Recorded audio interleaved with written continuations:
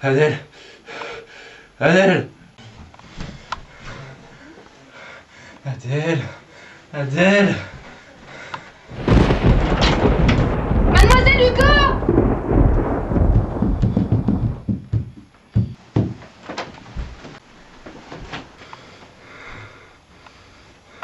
Père? Adèle, ma petite fille.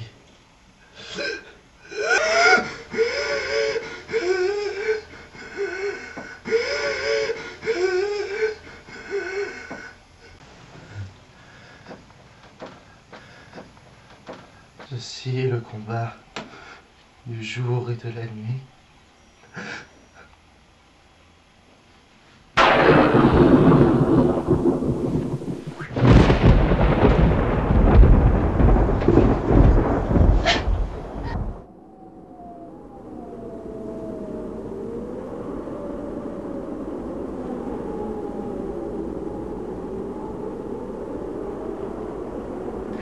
Mon nom est Adèle Hugo, fille de Victor-Marie Hugo, mort en ce jour du 22 mai 1885, dont voici l'histoire. Mon père est né le 26 février 1802 à Besançon. Il était écrivain, dramaturge, poète, académicien, homme politique et intellectuel engagé. Aujourd'hui considéré comme le plus important écrivain romantique de la langue française. Cadet des 3 enfants du comte et général napoléonien du Premier Empire, Joseph Léopold Sigisbert Hugo, et de Sophie Trébuchet. Il aura lui-même 5 enfants avec sa femme Adèle Fouché. Durant la majeure partie de sa vie, Victor Hugo aura défendu de nombreuses causes, notamment contre le régime de Napoléon III, bien qu'il témoignât une grande admiration pour l'oncle de celui-ci, Napoléon Ier. Élu député de la Deuxième République en 1848, il avait pourtant soutenu la candidature de Louis-Napoléon Bonaparte, élu lui-même président de la République en décembre de cette même année, car il avait peur d'une dictature de la part du général Gavignard.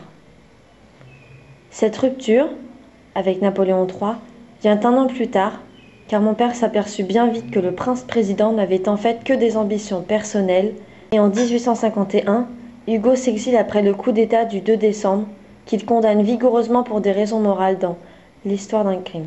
Sous le Second Empire, toujours opposé à Napoléon III, mon père a vécu en exil à Bruxelles, puis à Jersey et enfin à Guernesey. Il fait partie des quelques proscrits qui refusent l'amnistie, décidée quelque temps après. Et s'il n'en reste qu'un, je serai celui-là. Pendant ces années difficiles, il publiera notamment Les Châtiments en 1853, œuvre en vers qui prend pour cible le Second Empire, qui connaîtra un immense succès, cependant clandestin, dans Paris plus particulièrement. En effet, la renommée de mon père fut en cette période à son paroxysme. Il écrit même dans sa lettre du 9 décembre « L'ensemble de mon œuvre fera un jour un tout indivisible.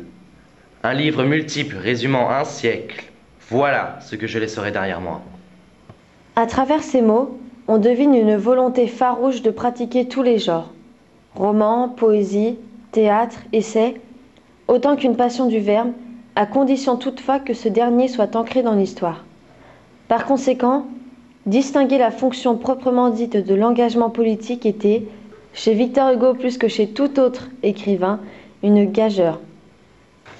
À son retour en France le 5 septembre 1870, il fut adulé. Par la suite, il continue une brillante carrière politique.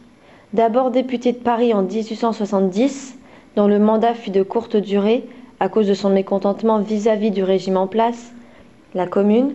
Il fut ensuite élu sénateur en 1876.